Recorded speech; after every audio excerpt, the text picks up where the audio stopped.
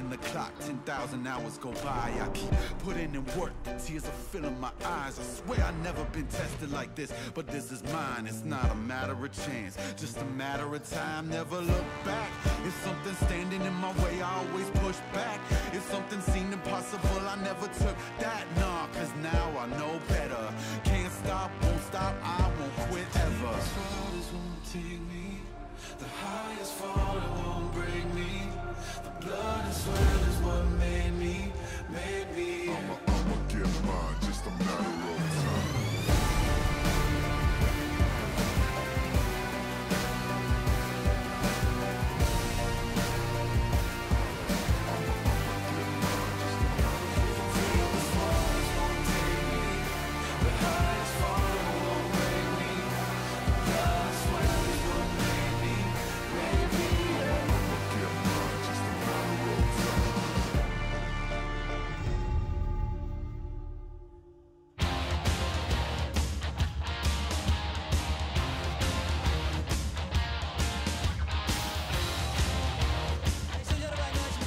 Welcome back to the LCK, guys. This is Joel with your not interview, but the post-match analysis segment, of course, with Dangun and Vittel. Of course, it's good to be here once again and to help you guys get along with what they are about to say for this segment here. And of course, with Genji doing well to get that Game 1 victory pretty handedly over Kingzone. We got to see pretty dominating performance by these guys, and we see how that worked because in the first parts of that game, it really seemed as if it was going both ways, as if Kingzone had a decent chance to come back from that game and try to get a lead for themselves. But as soon as Genji got their significant lead right around the mid-game, they completely just ran away with it, and we'll see how this all came about in terms of what portions led to the process. And of course, it was about the Kindred, that was the most important thing, and we were trying to see portions and little parts, how that all led to the big picture of things.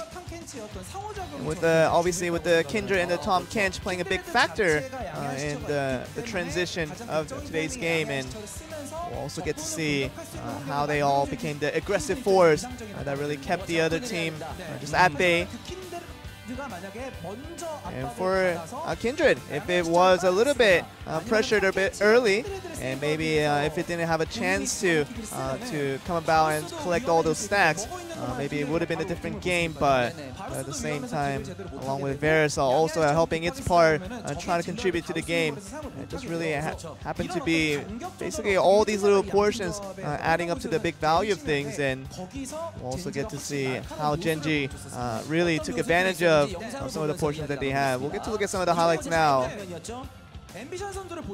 Just look at Ambition right here. This is where it all began.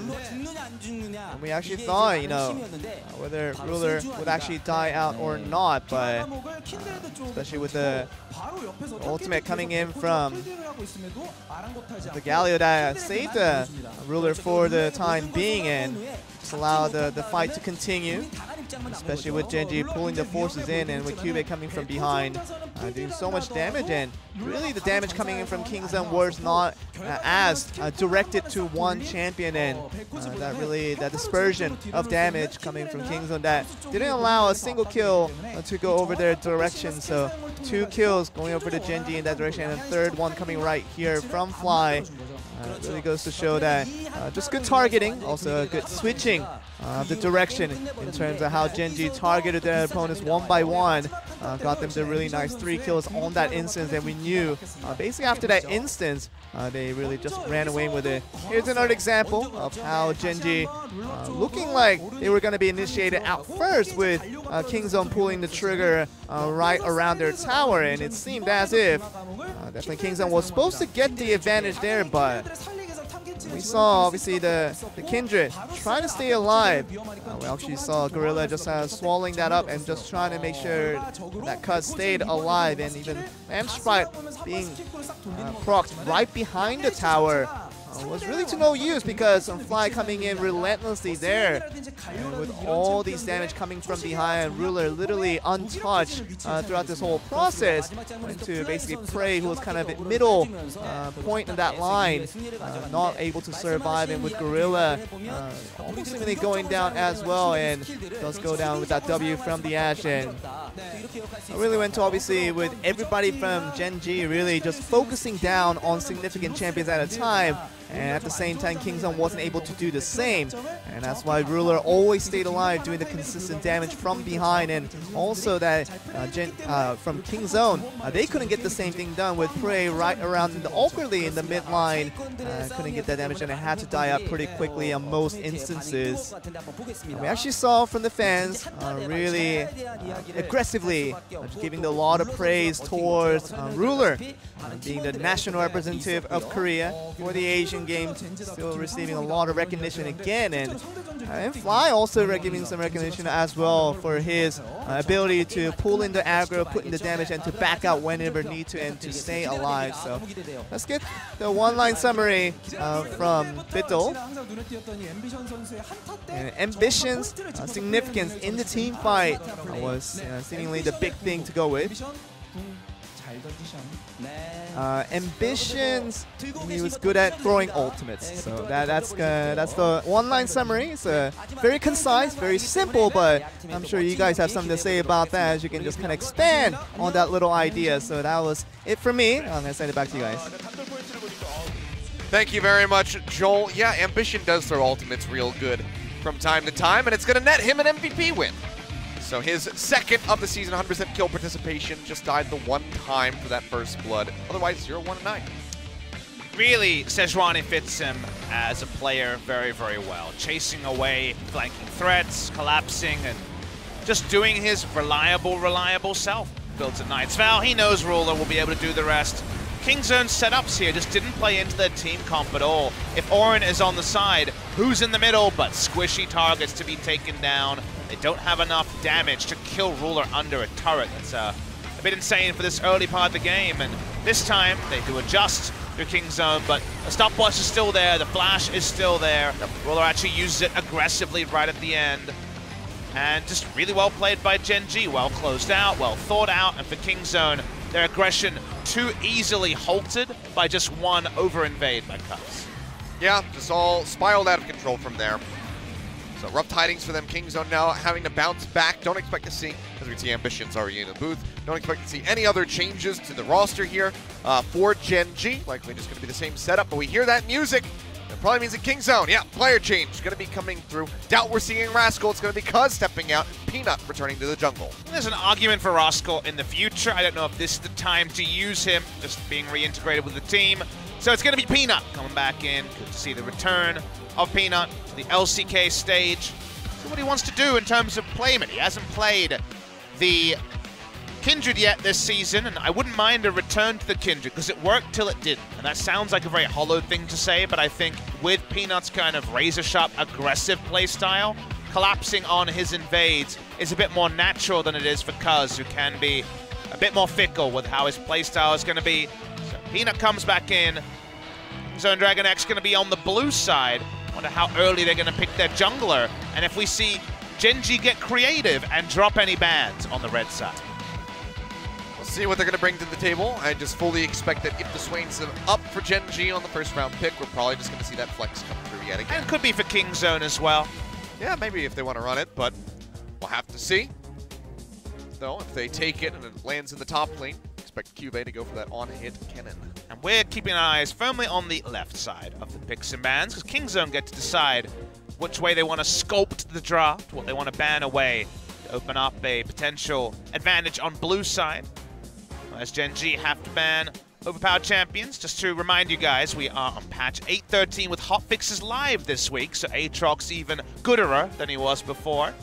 I've decided that I'm going to use that word for Aatrox from now on. Okay. It's much nicer than the other words I used to describe Aatrox off air. He was already busted, so is he now more gooderer? But he's busted-erer. Okay. That's hard to say. Yeah. As, yep, Kingzone DragonX, they ban away the Tahm Kench. Don't want to deal with Tahm Kench. Ezreal, look at this. They don't want to first pick the Swain. They are actually going to ban it away. This does mean the chance of a first pick Kindred get a bit higher. But will we see Peanut's first visit to that champion, or are we going elsewhere?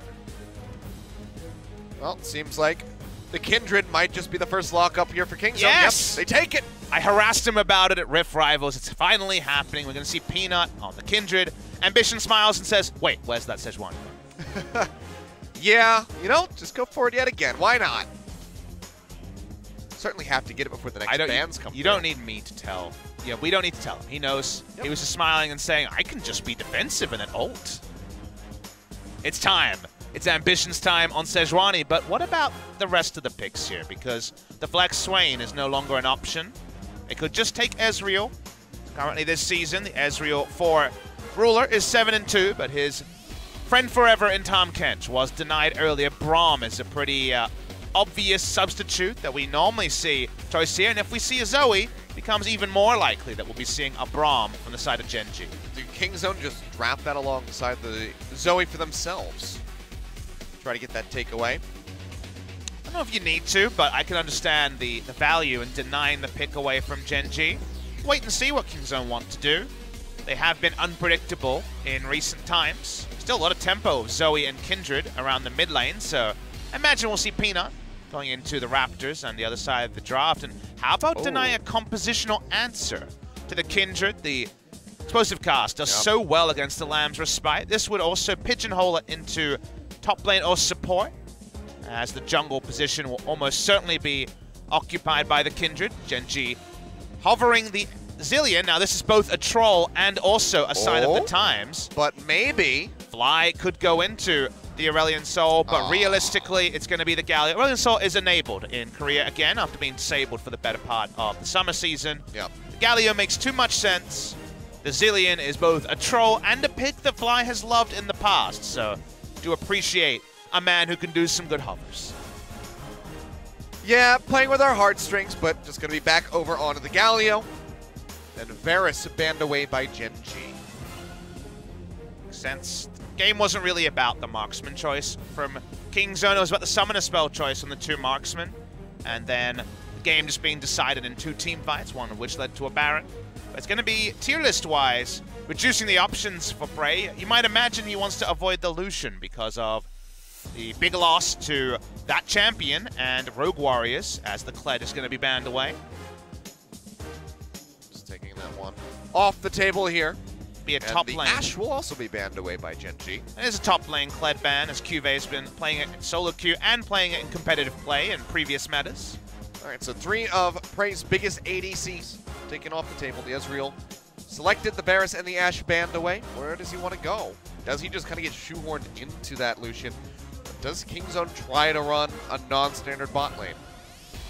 Does he become an awesome dude? The thing is, if you're Gen G and you hear that line of thought, you feel like you've won already, because the Lucian doesn't do very well against Sejuani Galio team fights. Does well in the lane against Ezreal, so maybe you can just power through the lane.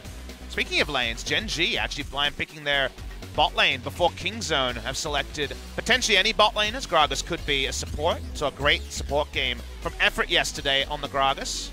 Let's see what the decision is here.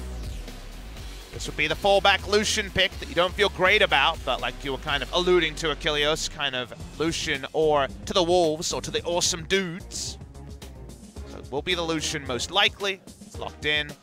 Kog'Maw will be too risky in this scenario, and that's more of a Ruler fallback pick. Go for the Tristana. She got buffed. What the Kalista? I want to see a Kalista, man. It's been so long. I don't think Sejuani Galio is the opponents you want to face as Kalista. Sorry, that was a more general statement rather than in this situation. Don't want to go for a Morgana carry game because they'd probably be too low on damage, so they needed to go for the Lucian. Support-wise... Gragas top then, as this gets locked in. Which is pretty likely, I think, all things considered. I imagine we might just see the Mundo come out, but no, actually locks in the Camille. This will be a Camille top lane game. Camille top has lost to Mundo multiple times in a row, but this matchup against the Gragas is going to be a fickle one. Actually quite a lot of outplay to the hook shot available for the Gragas. This could be really fun, an old favorite of QV's, and also compositionally gives them one hell of a wombo, but not necessarily one hell of a lot of damage. And you could kind of also equalize the exchange of the stun rather on the caught on camera stretching. The stun off the hook shot with the body slam. If you just go straight into her, both of you are going to get knocked back and locked up for a moment.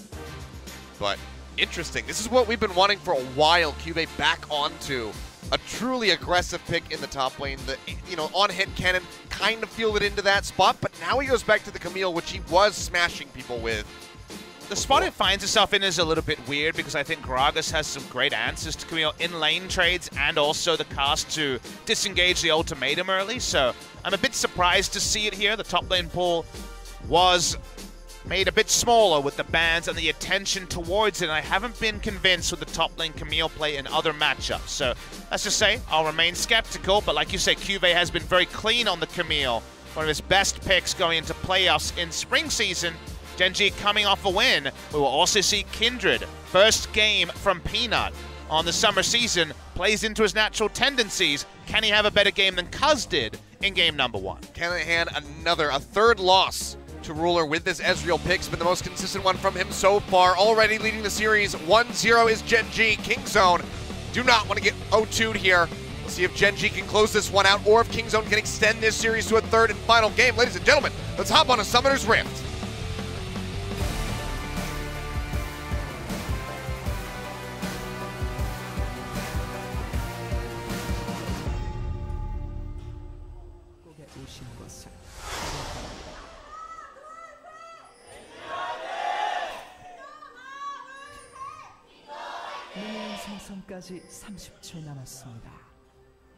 All right. As BDD skips around the mid lane. Remember, it's another Kindred game, so any information Gen.G can get about his pathing is important as well. There we go. It's the bot lane of Gen.G in that particular cheerful. But Kingzone fans here as well. We're starting to fill up. Fans have predictably gotten here a little bit after 6 p.m. Korean Standard Time. And what have Kingzone got? Well, this time, they've got some great lanes to jungle around here for the Kindred. To some degree, this was true in game number 1, but now I think it's even more true. We don't see in bot lane the heal from the side of Ruler. He's gone much more conventional. Galio being a big pick, and FLICKR has a lot of those wins, actually, as well. I believe he's 6-1 on the Galio now. But for Kingzone, what I want to see is real aggression and forward invasions with the Kindred. This should be a Kindred with plenty of marks early, with a lot of influence on where Ambition is able to go, because I feel like once again, if this gets to mid-game 0-0, everyone at the same gold, I think Gen.G have a much easier to execute comp, and that could be Trumps because it was so big in game number 1. Cuvée just going to be funding a Gragas barrel. I heard a lot. Yeah, and a comment coming through. So Khan just getting some early harass, not going to be forcing a charge of the corrupting potion yet. See how Cuvée is going to be handling this. Wonder how much ability power we'll see from top lane Gragas players. We haven't seen the AP Gragas from solo queue actually hit into the Rift after all the AP buffs. If you look at the junglers, they all go Runic Echo into tank. There is definitely an argument for items like Rod of Ages, Morale and Armor. You do see these in solo queue, and Khan, of course, aggressive-minded, so we'll wait and see. There is some aggression. Peanut pushes into the river here. Be very bad for Ambition, but seems like he's just going to go ahead and cut through the mid lane, so Ambition will be able to pick up that Scuttle Crab. Well, he's got the mark bot side, so he's just going for the mark and doesn't want to roll the dice on the nature of top side. Gorilla backing up, and this Lucian just really hasn't been working in the LCK. Considerably worse than the Galio win rate. Rates don't tell you a full story, but the fallback Lucians, and even earlier in the season, before the latest Lucian nerf, when Lucian was seen as the strongest laning marksman, felt like Lucian was losing to the awesome dudes, the Yasuos, the Vladimirs of the world too easily. This is a nice trade. Yeah, really great. Tactical sweep, not going to hit. Khan forced the flash out. That's going to be him having to go back to base here very shortly. Was really nicely done by Cuvée. We know he can make these plays work. I was skeptical, but that was a nice outplay. Definitely looked more adept on his champion. Khan has his passive and still some corrupting potion stacks, so he's definitely going to stay for now. Gonna go ahead, take a drink, get some HP back as best as he can. Just trying to poke Cuvée down, so the threat of any sort of aggression this close to the tower is probably going to be staved off. So many tank games this season for Khan. He has already played 13 games of Mundo between LCK and Rift Rivals. The Darius is up there, and obviously more of a bruiser, but we've seen him on the Gragas and the Ornn this series, so trying something different. Definitely if you're playing the Kindred, you don't really want to opt into too much of a squishy lineup, but just notable that Khan has been away from the carries much more than last season. Still, see the Jace twice, still undefeated on that pick, but hasn't brought it back out in a little bit. There's Fly. See, going to be taking a lot of siege damage from the Zoe, but overall still going to be all right. Keeping up quite nicely with the CS yet again. as TP ready to go. So we'll be going back to base. I want to draw the viewers' attention to another big difference in Kingzone MSI onwards that maybe isn't being talked about a lot. It's BDD, and BDD's still been really good.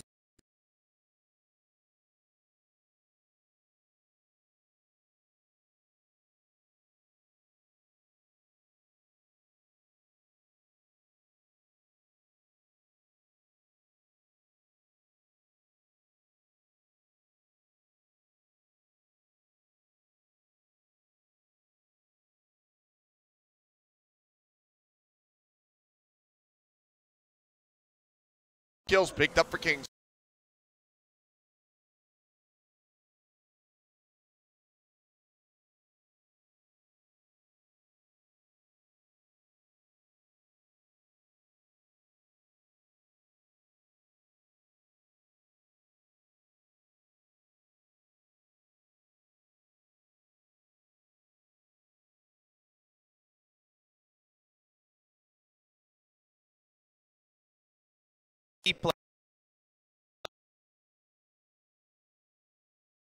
Interrupted out of the hook shot, takes some damage, skirmishes Saber into this all-in. Cuvée, but he wants it to be a 1-for-1. But watch Khan as he disengages, walking in and out of brush. He knows he's one auto away. His control ward in this one just about stays alive, gets the passive proc as well. It was definitely a very, very close one. Now the Kindred's further empowered to play aggressively, and BDD's looking for some piggy. Yep. Finds that trouble bubble, but Ambition takes himself over the wall. We'll lose out on one of those tiny wolves.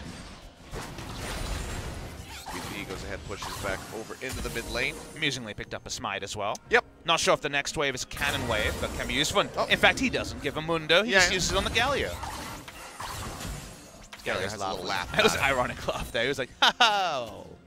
It does nothing to me. It wasn't a cannon wave, so that was probably actually the right use of the smite. But small point I wanted to get to about BDD is that BDD played really well at MSI. It was complimented for his Irelia, for example. He's had some very good games in the LCK, but Achilles, it hasn't been BDD quite the same as it was in summer last season, summer last year, and also spring. And that's because the global champions from the MSI patch onwards, the Galio, the Taliyah, we've seen BDD move away from them, and they've only played a single game of Galio. BDD's role on this team wasn't to be a huge damage carry or to take a lot of gold. It was to roam around on Galio and Taliyah on global champions and engage many team fights. So seeing him on a damage carry is different to how Longzhu first started as a team, and even Kingzone in spring.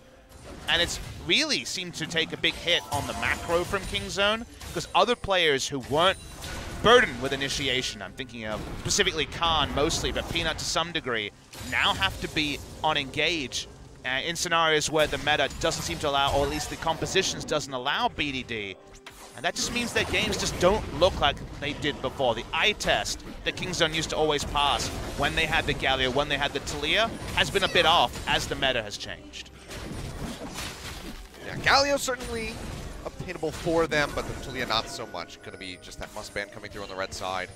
So it's attainable, but clearly the team has moved away from BDD on mostly utility. BDD gave a great interview after MSI where he said, I asked for Irelia because utility wasn't working for the team. And that was true at that case, but Galio's back in the meta, and I think BDD is still wanting to be more of a carry, which we know he can do in a vacuum, but whether Kingzone can win with BDD on a carry, right now it seems like overall, against tough opposition, the answer is no. I wish that we could get Rise mid back into the meta as well. Please no. No more Rise mid. We actually had a Rise mid win recently. That was, I believe, Genji. I think Fly won with the Rise. Might have been Crown, but that has happened once in recent memory against the Funnel a few days ago. Sorry, I cast a lot of games, so sometimes it gets a bit hazy. They all blur together, you know. Cloud Drake. Cloud Drake is going to be taken down by Peanut.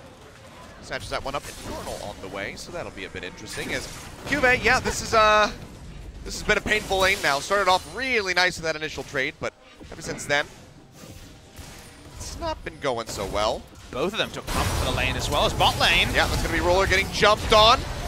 Forward, to take down that Ezreal. Not going to find it. Core JJ just a bit too tanky. Stand United helping to keep Ruler alive and in the fight, but Flash going to be down on the Ez.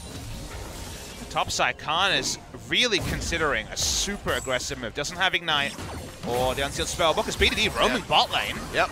Tossing that Battle Star, not going to find the hit. Chunked out Ruler considerably if he had hit that minion, but doesn't find the connection. Win lane, win game is looking pretty damn good for Kingzone. They couldn't get this sort of a lead in game number 1 when it was possible. Their lanes actually get better. Gen G have a great compositional squad, but with the Camille losing as a last pick top laner, they're actually in a really rough spot of just being blown out before 20 minutes. Yeah. Over 2,000 gold now. And that Dragon over to Kingzone. Gotta say, I have to compliment him. Battlestar missed in the bot lane, but BDD so far showing off some good accuracy as far as the trouble bubbles, which is something that most Zoe players really struggle with. See if the skill order changes for Zoe players as the W continues to be chain nerfed. It's been QW for a long time. Used to be QE on release. Is QW still on this patch? We'll wait and keep tabs on that as future patches roll out. Shin waiting over the wall, tossing out the ultimate, finds the lockdown there onto Gorilla. They'll pile in, they're looking for the kill. Lamps Spike comes down, keeps him alive for the moment. Slight little burst of healing coming through as the TPs arrive and the heroes are entrance as well, but BDD from the sideline is going to pop down Ambition. A third kill here for Kingzone, and now looking for the first tower of the game. Right, Lam's spite timing. Cuvée may be able to get turret damage as an answer, but with no Shin, it's going to take a while. Kingzone able to pick up the kill there. You see the big difference when you're behind with this engage comp that Gen G has and when you're ahead. When you're ahead, the base damage is enough to pick up kills, but when you're behind and you're using the hero's entrance for zone control, it can put you deeper and deeper in a hole. It's dangerously close there to hitting Ruler. Don't think it would have killed, but you never really know when it comes down to these Zoes. And just to jump away in time. Cuvée does get a significant amount of damage onto that top tier 1 turret. As Khan finds the body slam here on a fly. Double taunt comes through. Nice sidestep. Yeah, really nice. Keeps himself safe from that And explosive he gets a laugh in as well. That's the flyaway. Always has a bit of a swagger about him in a win or a loss. It definitely makes some fans like you more and makes people hate you more as well. You know, it's like the WWE style. Yeah. Hey, if taunting wasn't all right, they'd remove it from the game. It's true. See Peanut. Remember last game where they had a decent start with Cuz getting ahead, and then they didn't get a Drake because bot lane they had a summoner lead on the enemy side with heal against the teleport that Bray was working. Well, now they both have teleport and they've just taken bot lane turret. The neutrals they couldn't get in game number 1 are coming together. And what is a very similar draft from Kingzone is really panning out in game number 2 as their execution looks much more like Kingzone of old. Yeah. And things are working out well around the Lucian, not really so much on the back of it. And that's really allowing for the success so far. See if Gen G can slow down the pace of the game and really limit their losses. Try to get back in at a later time. But Cuvée has not been having a good run so far on this Camille. Top lane Camille, baby. It is the bogey pick this season. No one can win on it. For some reason, it is 100% lose so far from memory. Mostly into Mundo, and that's, I think, a matchup that works better in solo queue than it does in competitive play.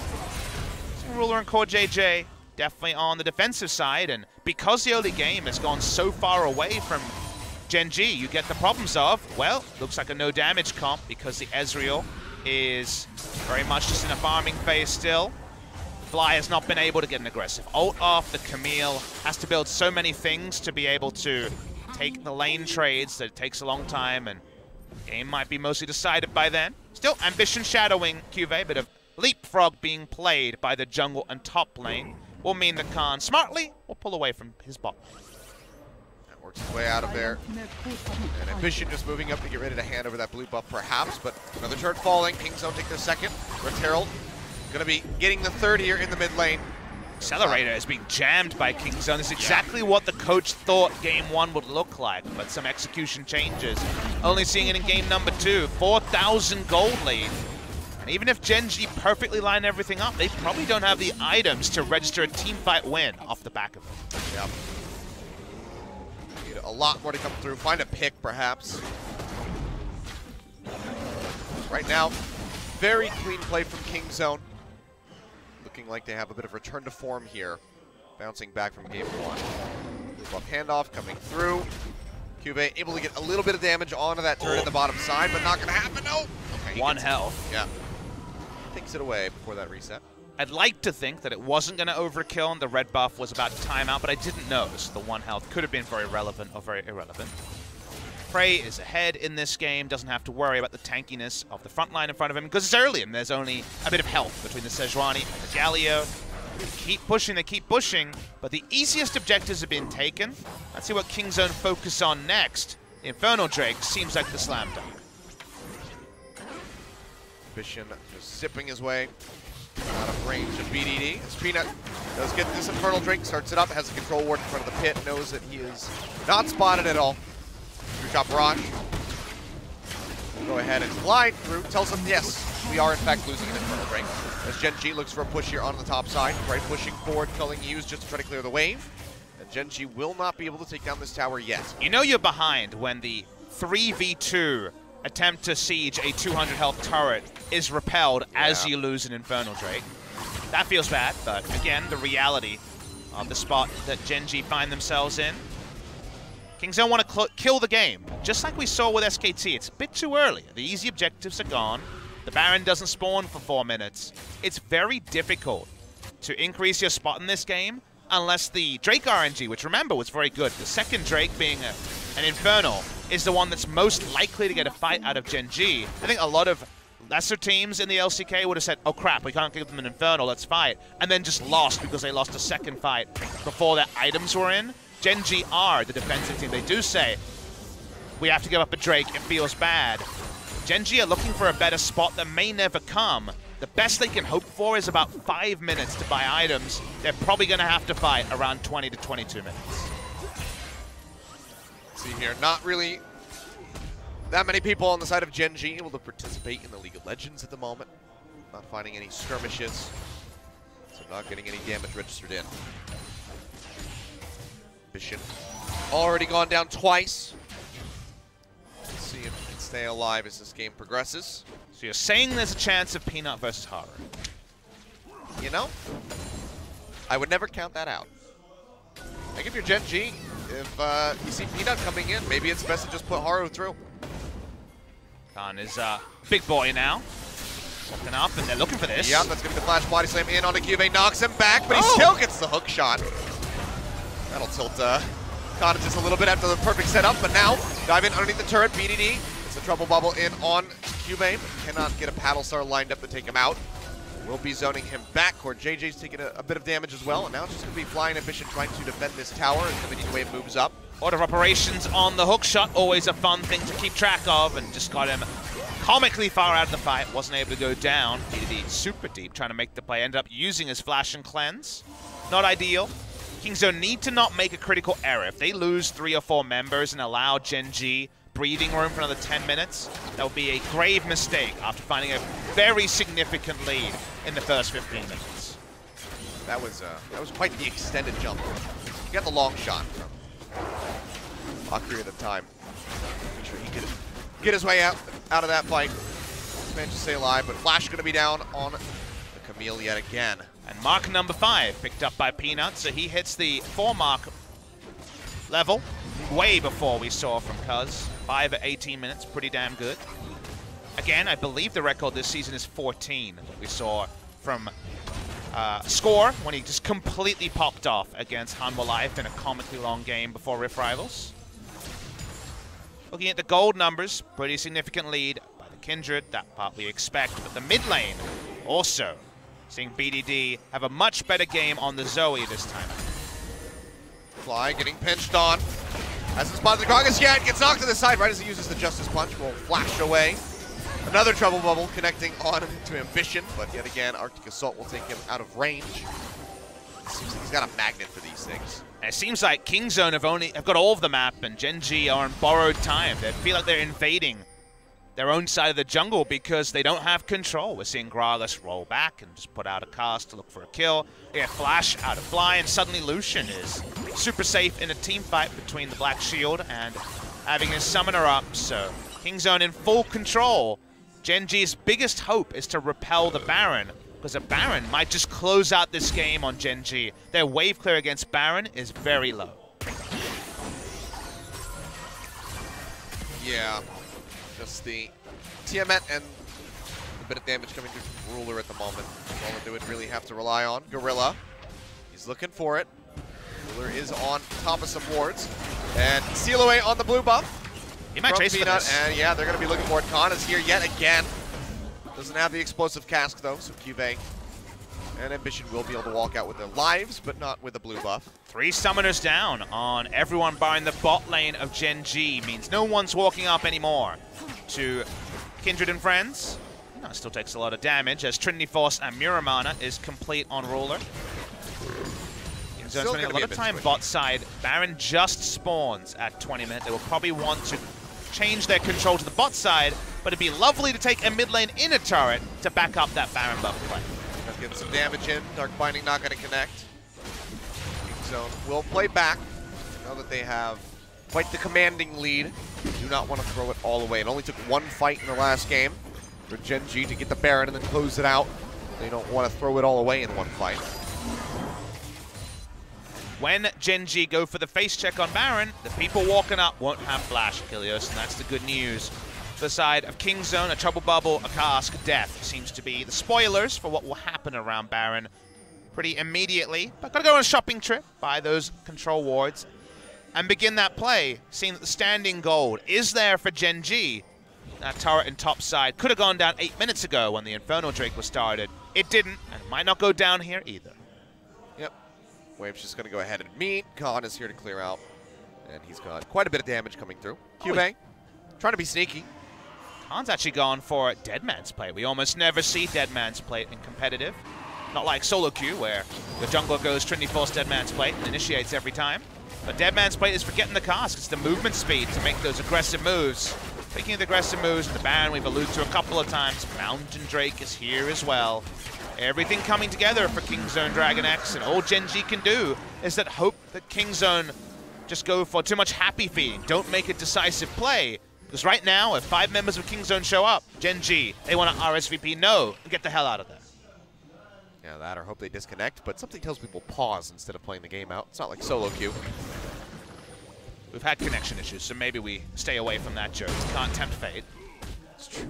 We just want some good, clean League of Legends. Yep. No disconnects. Second item being worked on by Fly seems to be the Ludens, the FLICKR build that he has become pretty standard, 20% CDR and a bit more burst on the Q. Or JJ walking around trying to defend this behind the Baron pit as much as possible. Vision down, Gorilla. And frustrating that they couldn't get the Scuttle Crabs. That's another thing that Gen G have to delay the game. Kingzone haven't found a meaningful way to extend their lead. We talked about how the easy objectives were taken at 13 minutes. Well, it's almost 10 minutes later. No further objectives have rolled down yet. Not hovering nearby, just keeping tabs on everybody. But right now, Gen G, they're just going to turtle up. Highly doubt that they're going to provide a way in for Kingzone to find that engage. But if Kingzone make the wrong face check, they actually have damage items now to burst someone. Sure. That's the change in the game state that wasn't there before. Trying to contest Vision as much as possible. Back shield on Peanut. It's going to be the red buff taken away. Peanut spites that one. Ambition comes over the wall, finds a lockdown there onto the Kindred. True Shot Barrage doing a lot of damage as Gorilla falls down to about 1 shot. Will flash away. Lamb's Respite going to be used. They used a lot of cooldowns. They used the flash there as well on Gorilla. Didn't seem to trust the Lamb's Respite. Really wanted to disengage. That's another tool down for Kingzone. Those flashes that were taken down from Gen G, back up on Fly, soon to come back up on Ambition. Gen G doing a really good job of stalling the game. Now, Ruler did have to burn his. Chose to, but still has the Arcane Shift, so not going to be feeling too bad about that. You can see Gorilla, very squishy Morgana, takes a lot of damage. So now without that flash, going to be that much more susceptible to getting picked off. And suddenly that protection's gone from the Black Shield, and that can really allow for Gen G to keep rolling through. So let's talk about what Kingzone haven't done yet that you can do in a scenario like this, because we're diagnosing the problem of, we got the easy objectives, but crap, it's pretty hard to get the wards behind the Baron. If we face check Kindred squishy, you're seeing that it's a bit tricky right now to move their place forward. Remember, we saw this yesterday when SK Telecom was playing MVP. SKT had a big lead, couldn't close out the game because they didn't have a marksman, didn't have Baron threat. Well, Gen G don't have Baron threat realistically on this team comp. Kindred and other members could definitely be piggybacking with Khan and just killing QV in the bot lane. You can be making map plays when you see an enemy team with very low Baron damage, where you don't have to realistically think that they're going to go top of the map between 20 and 28 minutes and take the Baron when you send multiple members bot. So you can make side lane plays with your big damage builds that actually move you ahead in the game, because then you might get an inner turret, then the map is even longer. Right now, every time they walk up, Ghana doesn't have the flash this time. It's all a bit more risky, the choice from Kingzone. They'd love to start the Baron, but so far they've been thwarted by Gen G's defense. Check coming through. True Shot Barrage handed off to Ruler. QV just getting that prep. He's going to start rotating over towards the mid lane. The Wolves at the moment. Peanut going to be coming around the side. Hook shot over the wall. QV going to be out to safety.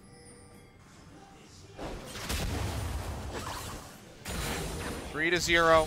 No tower still here for Gen G. But the gold lead not really growing for Kingzone. Kindred coming into the meta leads to spots like this where teams haven't played with a damaged jungler in a while, and the Baron setup into Baron start is not a realistic way to move the game forward, so we'll probably see more and more of this. Again, teams have gotten better at the piggyback. I loved what Pilot was doing, just as a marksman going bot lane and ganking the top laner because he wasn't worried about the enemy taking a Baron from them. You have a lot of power with Kindred when the enemy comes to you, but when you're face checking, this is where the power starts to run away from Kindred, just a reality of it. Push in onto the top side here, looking for that inner turret perhaps. G is hovering around the jungle by clearing out the minions, so push forward here from Kingzone, not going to net them much. The scary thing is that if you actually... Ruler. Cleanse with the QSS, but if you turned on vision for Gen G of Kingzone, so if Kingzone knew where Gen G was, sorry, to get to that, game probably doesn't change too much. They know very likely which brush they're camped in, what they want to do just to pull back and clear out control wards. It's all very predictable, but Kingzone's champions can't really find a way to extend the game. It's not reliable a way for Kingzone to move forward, and that's why now it's 14 minutes since we talked about the easy objectives going down, and nothing has changed because they're not piggybacking with the Gragas. And Gen G, they're getting items. There could be a Blade the Ruin King and QSS to go along with the 2-item core for Ezreal before we even see something resembling a 5v5. Just like a really slow burn TV series, you know? We're waiting for the big finale to come through. But right now, it's just a lot of exposition coming in. It's kind of reminding me of my experience with Westworld Season 1, where I really liked the first episode. The early game was good, and then it really lost me for the middle, and then it had a very memorable final episode that didn't really make a lot of sense. So if you follow that, if this is the Westworld Season 1 of games, someone's going to steal a Baron and win, is kind of where I'm at. I really, really hope that Game 3 is not Season 2. I haven't seen Season 2. I really hope it's not. I heard it's not that great, so I'm leaving it. I've been following it because my girlfriend enjoys the show, which is fine. Everyone has their faults, but now it's just not watch great. Episode 1 of Season 1 of Westworld and consider it a short movie, and you probably come away really happy. Season 2 had like 3 good episodes that I really enjoyed, and then they had some ones that were just... I really had to wonder, why did somebody write this? Because it's so boring. But all right, maybe we have something going on. There's a TP into the Baron pit. It's from Prey. He shot a ward. Ambition dodges. Oh, this is a really... The blast cone's dead. This is a really low percentage chance way to win the game. The ward is great, but even if the ward wasn't there, it's so hard. Someone's going to body block for Ambition. Come on, Kingzone. This is better. This is better. Prey gets a lot of damage in with the calling. Fly takes himself out to safety, and Ruler almost takes down Gorilla. Still pretty 50-50, all things considered. Ambition connect. Ambition DPS'd out. Don't think he has woman. He might die. Shot. Not going to find Gorilla. Everyone going their separate ways. In the meantime, QV Get a lot of damage here on a Khan. Still holding on to the ultimatum, but he really just wants that tower. Gen G have not taken one yet. And you are seeing the matchup is changing for the bot lane because Cuvée has the true damage on his Q and got items eventually. He got it. Gragas has no way to win those trades as the game goes on, so the 4-1 might be possible for this Camille. And we're still watching Kingzone playing around the same quadrant of the map 16 minutes later. Now Gen G getting ready to bring up the mid lane. See if they can get any meaningful damage in. BDD going to be able to clear out the minions with ease here. And we're seeing this matchup go different for the Camille because it's Ravenous Hydra Trinity Force. This is the build you go in solo queue. We see a lot of Titanic Hydra in competitive for the ability to push. But Gragas' pushing is decent. The focus on Cuvée is eventually I can kill Gragas. Yeah. And that's the takeaway here, is going this build and getting there a little bit delayed. It doesn't matter if it's 5 minutes behind time. When that time is hit, you do actually win damage trades against the Gragas and set up a scenario where Kingzone might be forced to, at best, 50-50 the Baron, and then who knows what happens there. Well, another Dragon coming through. It's going to be a 4th one picked up by Kingzone. Double Cloud, Drake, Elder going to be on the way next. So Gen G, this is another worry in the back of their minds now. Once that spawn comes through, if we haven't seen a Baron taken, it's going to have to be a pick your poison situation where they basically have to react on either side. 7 stacks. Thank you, Observer, for pointing that out. It's pretty small. I believe it's 7, but 7 is where you go from 575 range to 600. So now Kindred is basically Ashe. Nicely done, Kindred. Growing in front of our eyes. Rapid fire cannon will, of course, scale with the attack range you have. That's why rapid fire cannon almost always the Zeal item of choice on the Kindred. Makes your poke actually pretty potent given how long range you can end up being. Cuvée trying to lay some vision down so he can safely return to the bottom side of the map, but it's going to get cleared out by Khan. Wait till he gets the Sterix or the Frozen Mallet, and then Cuvée is going to be going for kill on Gragas. And Kingzone, you know, they control more of this jungle than they did previously, but it's not going to be enough for anything unless they can pick Ambition. Ambition playing with fire here. Suffering nearby, Gorilla not in position for the Dark Binding yet. Peanut jumping through, and Ambition now knows to fear that brush. They'd waited it out a little bit longer. Yeah. Maybe they actually could have found that pick. And now I think it might be 50-50 time. Here we go. Okay, well, they start this one up. Throwing Orb comes down. Core JJ finds a lock up here onto Gorilla. The charge comes through. Jump over the wall from Khan. Ambition going to be targeted out. Down below half HP. Taunt comes in. Explosive cast. Locks him in. Q8 finds the first kill. And it's a follow-up from Ruler. A 2-for-1 exchange right now. The Gen G is coming out on top of BDD. Will go down. Ruler finds a double. Jump over the wall. Hextech ultimatum in onto Prey. He's going to get bursted out. Fly finds the kill. And Gen G is turning this ship around. They are taking down the members of Kingzone. Everybody going to go down. And now they can find a Baron. It's a perfect ace, barring one death on the side of Gen G. 5-for-1. Massive fight for them. Ruler free hitting the entire time. Kingzone, there was one area they couldn't find any lead in, but they went back there again and again and again. If you keep touching the stove, you'll get burned eventually. Such a big play here. Ruler is so safe the entire time. There's no cask onto him. There's no threat onto him. He takes no damage. And what do Gen G have 2 games in a row? They have a beefy front line that can find space for Ruler to team fight. This is not where you fight with a Kindred comp. This is where you fight with a Sejuani comp. And sadly for Kingzone, they were architects in their own downfall. For a while, Kingzone, they were, you know, like you said, they had their foot on the accelerator. They were pushing the pace of the game. They had all the kills. They denied away towers. Gen G managed to slow things down. Just maintain control, what little control that they had. They didn't allow the gold lead to stretch, and now suddenly they're 1,000 gold behind Kingzone with a Baron buff for the next 2.5 minutes. Near 3 minutes, really. Kingzone in spring season, Longzhu Gaming of last year, were a team that would draft. You know, I would look at their comp and be like, this could be a win condition. And they'd do something even better than what I thought of. They'd be one step ahead. In this game, 5 minutes into the delay, they could have said, we're having a really hard time getting vision in the red buff. Baron is going to be tricky.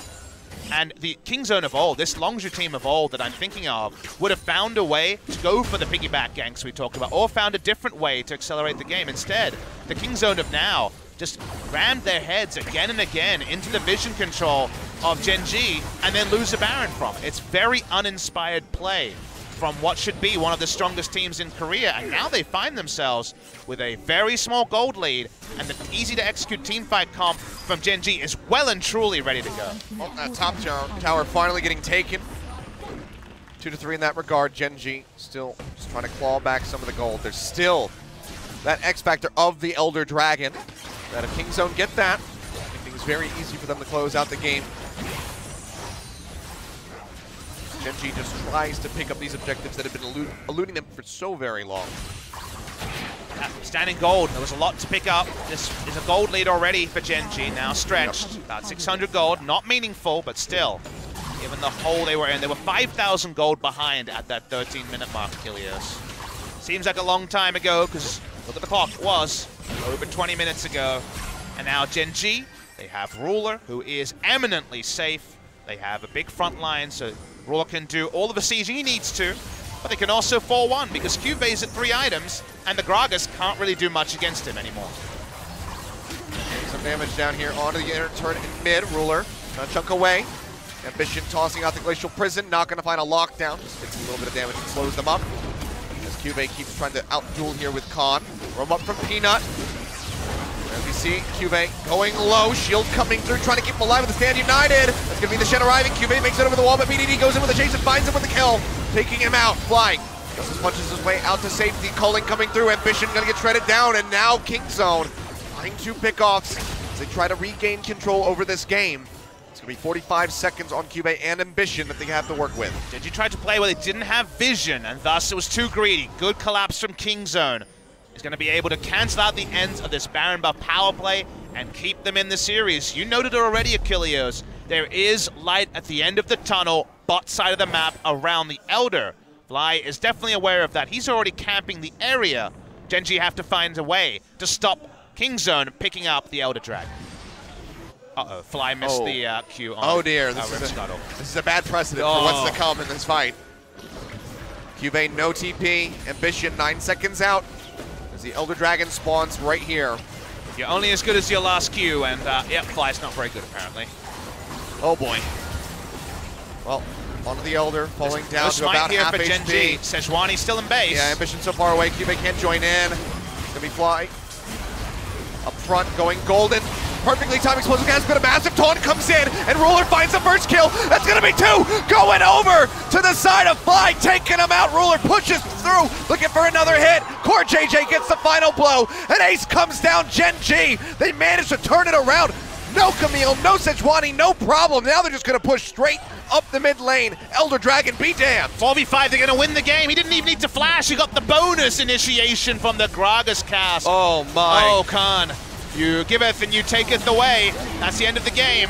Kingzone DragonX will lose 2-0. 4 match losses already. Matches their worst result in the last 3 seasons. It was a 2-1 victory the first time these guys faced in summer at the start of the summer split. This time, it's a 2-0. Gen G keep trucking along. They keep improving, and now they will knock Kingzone out of that 2nd place spot. They will slide into it just behind Griffin. Well-deserved victory for Gen G. They were the more inspired team, and it wasn't through exciting outplays. This was very much a big shield up. This is the shield side of when Ambition is starting. But Kingzone DragonX just don't look inspired. They were too fancy in that draft a few days ago against Jin Air. They lost that series. Here, they try to go back to the normalcy. They're back to the marksman, and I say, to that point, good. But when it comes to the in-game shot calling and understanding of how to push themselves ahead, there seems to be a new roadblock to Kingzone getting back to their old reputation. When they finished first in the regular season of summer last year, their first split with this roster, they lost 4 matches. Last season, they lost 2 matches. This is their 4th loss already. Fly goes into stasis. The con delivery system. He gets knocked in. That isn't to interrupt Sejuani and Camille. They're not even there. This was a 3v5, not even a 4v5 like I first considered. The stun comes in, Ruler does the rest, and everyone RSVP's in to a disaster for Kingzone. An absolute slaughter to end the game. Khan trying to just pick off the Galio, but instead makes it so 3 people get taunted up.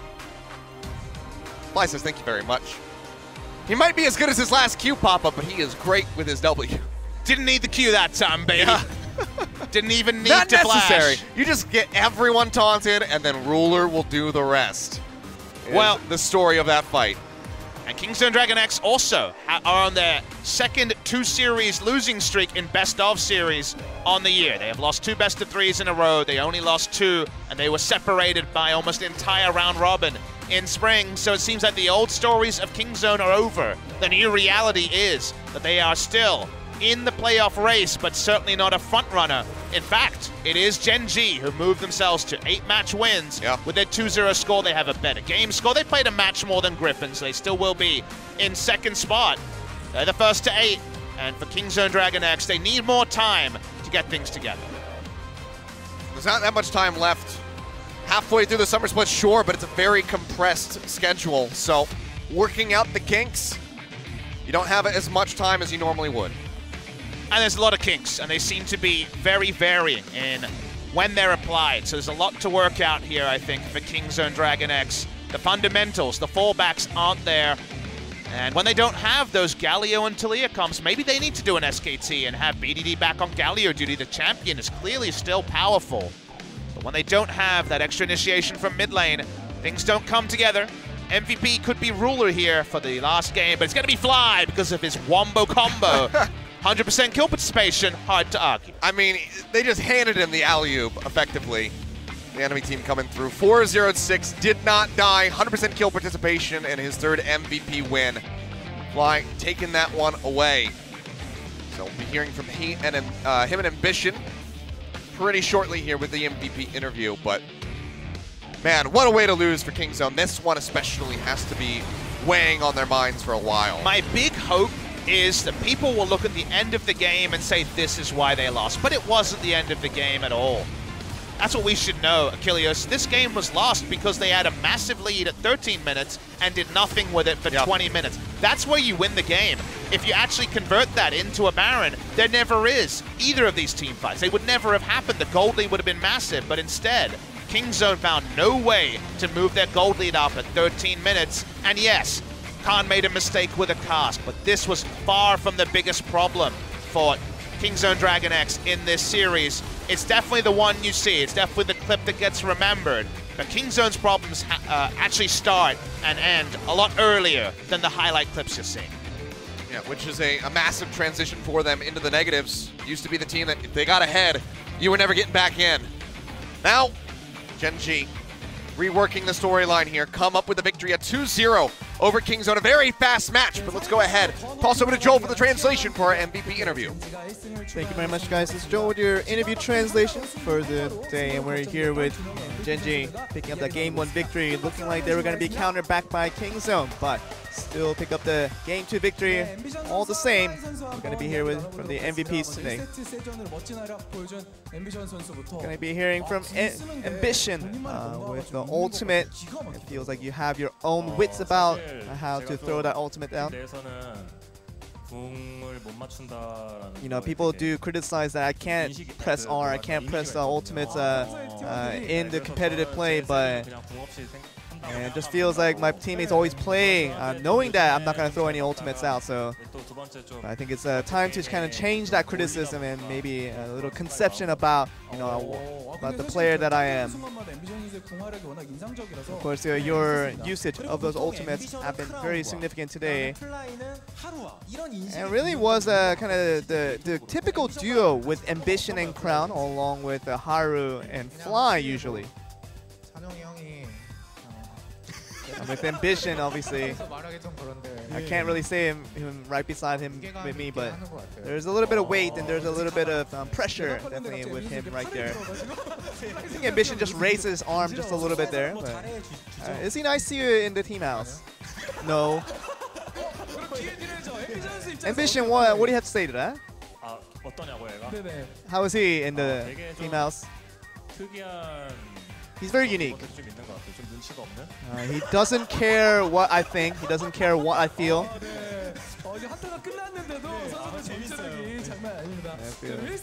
Feels like the internal conflicts are still ongoing. But you know, let's move away from that. Let's get to the actual games themselves and see what brought home the win. Gen G. It felt as if the Kindred was really heavily trying to go for you right there. It was a little easy to respond to that kind of play, so basically just anyone who takes that damage there, we knew basically the Kindred wasn't the first priority in line, so we knew that anyone that get hit by the ultimate, we were going to be able to target that champion, and we were able to get that down pretty easily there. So you didn't really mind about the Vel'Koz very much, but it seemed as if anyone that got hit was the target for Gen.G, but we were talking about the team fight right around the Baron was very significant, especially with you putting the ultimate down right before he died out, and this was, it seems like everything was going right for Kingzone, but as soon as you just back out there and you put the ultimate down right before you die out, that became very significant. Yeah, I just trying to do everything. I just trying to mash my buttons at the same time, but I didn't really, have my smart wits about what I was trying to get, but I was trying to, press R to anything I can see, so that was the kind of first priority. Everyone was just clustered together, so I really didn't know what I was doing. It was definitely instinctual more than anything. Let's talk about Galio just a little bit, because people do say that maybe Galio is now starting to become a good pick in mid lane, and you definitely had your uses of it today. Just really hasn't seemed on the ban list. I think it's gonna slowly start to creep into that ban list now. And I think the confidence is definitely there for me now on that champion. For me individually, I'm getting the more confident on that champion. We talk about Aurelion Sol and all of your signature champions out there could very be perspectives as well. But let's look at some of the highlights of what you brought forth with your Galio, and did so well with it. Just feels like Fly was the main target, just kind of ring around the rosy there. I mean, everyone was practically dead, and I knew that I had to just make sure they blocked them. So all I had to do was just go in and put as many taunt as I can, and basically everybody behind me was putting out the damage, and I knew exactly. Basically, everything was going in line, and obviously the Gragas helped so much in trying to get that team fight on our direction. I didn't know that they were gonna win 3-5, but I was just looking from behind. I was telling them nice, and and I was very happy about the win. And we actually saw kind of a big accident in the top lane, which could have been very bad for you guys leading up to those matches in here. And it felt as if it was a little bit of a mistake coming in from Cube, and maybe what was going through your mind here. I think if we thought a little bit more about this process overall, we could have gotten a little bit better. And really, just our mistakes were the biggest part of that loss right there. But I think the opponent should have felt a little more uncomfortable. But we were actually the ones to be on the advantage. But we kind of were rushed a little bit, sir, and kind of regretted that play overall. And it was really tough for you guys, especially in game 2. But and the pressure was continuing on upon you, but it feels like Fly was really holding on to that pressure and trying to endure for your team. Yeah, definitely was holding on. I knew if I held on, I was gonna give the team a win. I was trying to just stick through. That was the only thing that was going through my mind. With Ambition, I'm sure, do you give out the shot calls regarding that? Yeah, our composition really called for that endurance and really called for that just holding on to make sure we wait for that advantage to come to us then. And we knew that with coming time, and we knew that the opponents would be rushed into going to Baron, so we were just kind of trying to wait for that timing to make sure we have the power shift over to our direction. And I knew that the opponents had to initiate the team fight first, so we were just waiting for that to counter right back. And it feels like the recent performances of Gen.G has been on the upward rise. Of course, with the Fly from long ago, it really wasn't about the very enduring Fly long time ago. It was more about the mobile and the moving around Fly that was so good around roaming.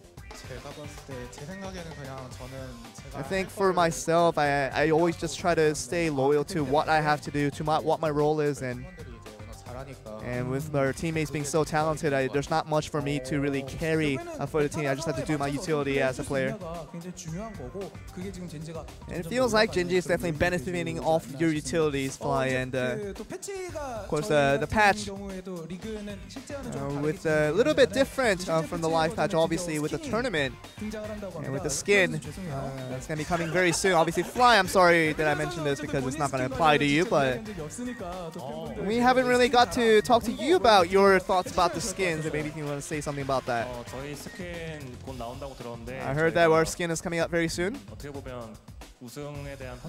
but it's our tribute to our World Championship victory, and we always thank you for the fans, because I just remember to the days that we were actually one of the best teams in the world, and maybe can really, it means a lot, because I think the skins kind of remind us that we were once one of the best teams out there, and I think that just kind of motivates us to a little bit better. Of course, the Fly, I'm sure you're going to be reaching for your own skins later on, and maybe you want to get your own motivations in line of what you want to say about that.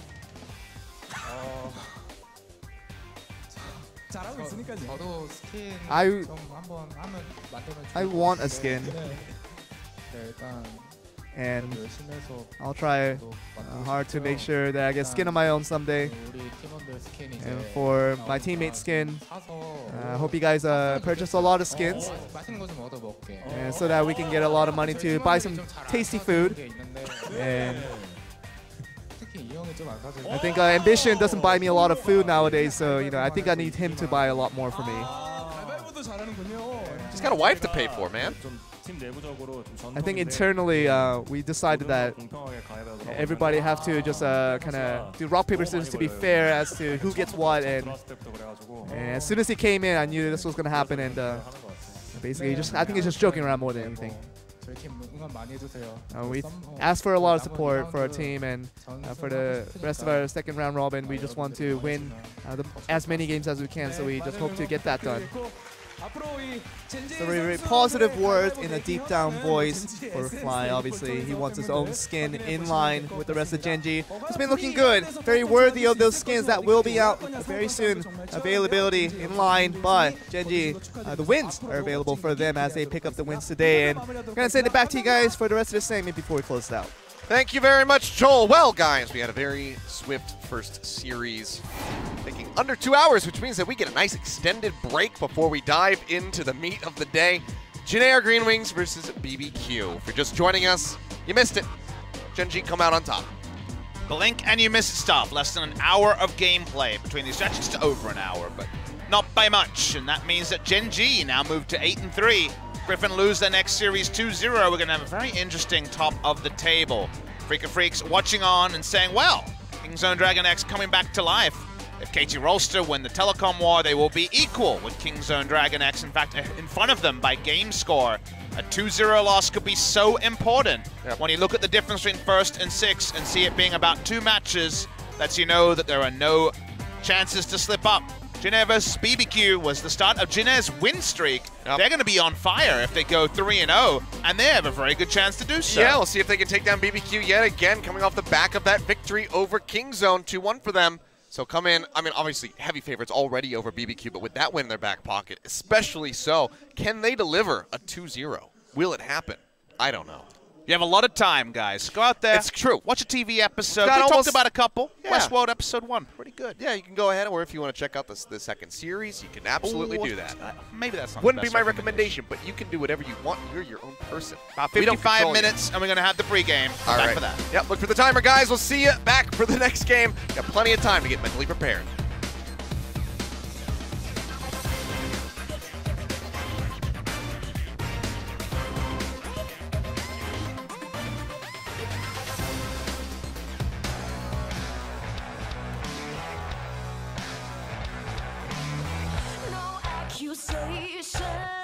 But you're the criminal.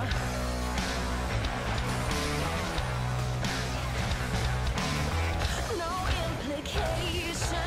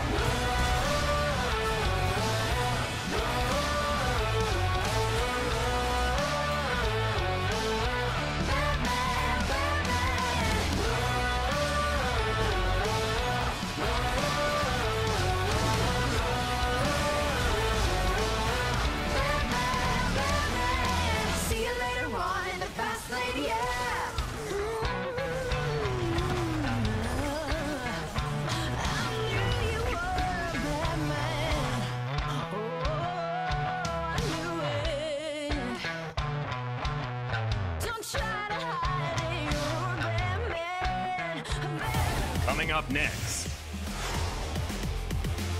Jinag Green Wings, BBQ Olivers, 2018 League of Legends Champions Korea Summer Split.